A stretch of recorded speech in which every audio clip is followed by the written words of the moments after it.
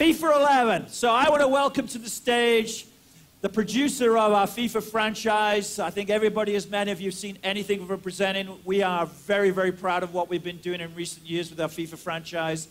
Arguably the biggest selling annual iteration video game in the world when we look at it by numbers. Something that our team up at EAC in Vancouver have done phenomenal work with. Please welcome to the stage David Rudder, producer of FIFA 11. How are you, mate? Nice shirt, by the way. It's the best shirt in the world. Can anybody play in goal? Has anybody got a British passport that can play in goal? Because we need you on Friday. That was pretty ugly, huh? Yeah, it wasn't so good. Even in FIFA 10, like the keeper they do I get know, that. we have a lot of feedback about our keepers, but I've not seen one do that before. All right. So, David and I are obviously English. We're very nervous about Friday. I should be the US because I saw Slovenia called them out this morning and said they're going to beat the United States. I don't know if you saw that. There's something weird going on in the world when Slovenia are top of the group, though. That's Slovenia calling out the United States and saying we're going to take it. A little bit odd. All right. David, take us through what's going on for FIFA 11. This would be the first time, I think, outside of the studio that people are going to see this. I know it's behind closed doors over there, but you know, we're seeing tremendous success with FIFA 10. We're seeing tremendous success with our World Cup franchise. What can people expect from FIFA 11? Yeah, sure. So we've been doing a lot of work this year, but overwhelmingly what we've been talking about at E3 is a feature that's new to FIFA called Personality Plus. So it's basically us creating authentic player personality in every position on the pitch for all of the teams and leagues that we've got. So if you could play the video, that would be great. We've got a few videos here from our testbed environment. First up, we've got a shooting test we run on our players. So the guy on the right is a highly skilled player, the guy on the left, and you can see they're aiming for the top left-hand corner. That's me on the left. Yeah. And as you can see, the dispersion of the shooting, the accuracy of the shooting is much higher with a highly skilled player than the lowly skilled player. We don't actually have these players in the game. This is just a test we run to make sure it's working. Next up, shooting agility, something that's important in front of the goal. Here you can see a bouncing ball. The lowly skilled player can't get up over it, can't get a good connection on the ball, and is actually kind of topping it and bringing it down. Whereas a highly skilled player is actually able to maneuver, get under the ball, get a good kick on it, and actually place it in the net here. So the idea being you've got a lot more variety of the players. Here they are side by side so you can get a good chance to see them. In addition, dribbling's a big part of the game, as I'm sure everyone's aware. Guy on the right, highly skilled, able to turn on a sixpence, as we say in the UK. The lowly skilled player on the left-hand side, though, finding it a lot more difficult, taking longer, more weighty dribble touches and can't make quick, agile turns.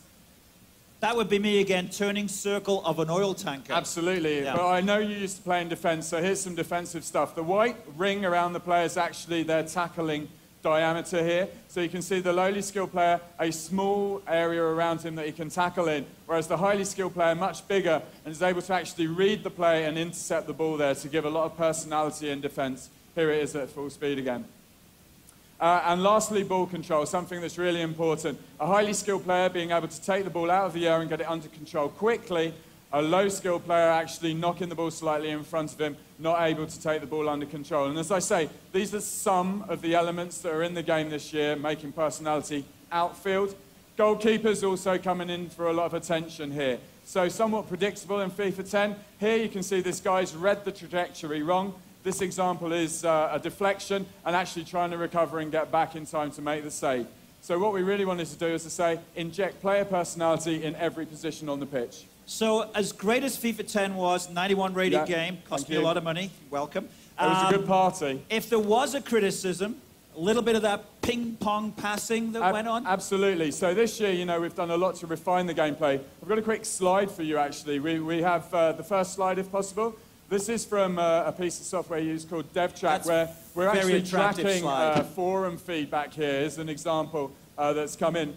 It's about positioning. So we're actually going into our forums, tracking it in our software. If you could go to the next slide as well, please. We've had many, many hundreds of these. But overwhelmingly, if you could play the next video, the biggest change we've made based on fan feedback has been ping-pong passing and removing it with a system we call pro passing. So could we have the video, please? The idea here that we're going to take skillful players with passing and be able to play kind of the proper game of football. So a highly skilled player here is going to try and make that ideal pass along the green line. You can see, pretty accurate, but still a certain amount. It's a 90-degree pass. It's kind of difficult. But a low-skilled player is going to find it a lot harder to make that very difficult play. You can see it's gone way out there. And what you're seeing is the context of the ball coming into the player's ability and the type of pass he's trying to make will mean that players actually have to think about what they're doing, play proper football, and not just arcade pass around. And overwhelmingly, that's the biggest thing we've been asked for this year.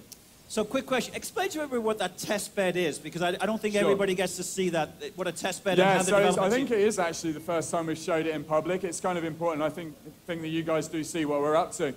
We have a kind of what we call a test bed, an environment of FIFA where we can tweak and tune pretty much every parameter of player, AI, animation in the game, just to make sure we're covering everything off and test it out. That's what that is. We run tests in there, we check the shooting, the passing, and everything else, and that's how we do it. But I think probably the important thing for you guys to hear is that's a very small snapshot of what we're doing this year.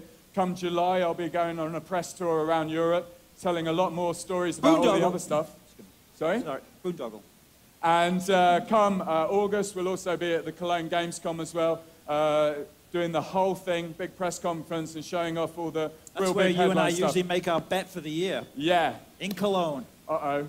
So story, Dave and I had just having a couple of adult beverages in Cologne last year, and I bet him that the FIFA 10, which was still 2 months away from shipping, couldn't get a 90 Metacritic, which I think you guys know how bad that is for a sports game. Ends up with a 91. Cost me about $60,000 for a real smash-up party in Vancouver a few weeks ago. I have people that work on the team for 7 years, and they said it's the best party they've been to. Can they still remember it? So then, in front of your adoring public, what are we going to get for FIFA 11 from a Metacritic score? Oh, that's tough. So obviously, we're going to improve everything. We're responding to all the feedback. We're innovating. I think we will at least equal what we had last year. And I'm really, really, really, really, really hoping we're going to outdo it, because I know you've kind of made a bet with your boss. I have. So we're looking for a 92 from FIFA 11, which would probably be, if not one of, if not the highest-rated sports game of this generation. So thanks to the team back in Vancouver for all their hard work. That and England winning the World Cup, it'd be a fabulous I can't arrange year. that. All right. David Rudder from EAC.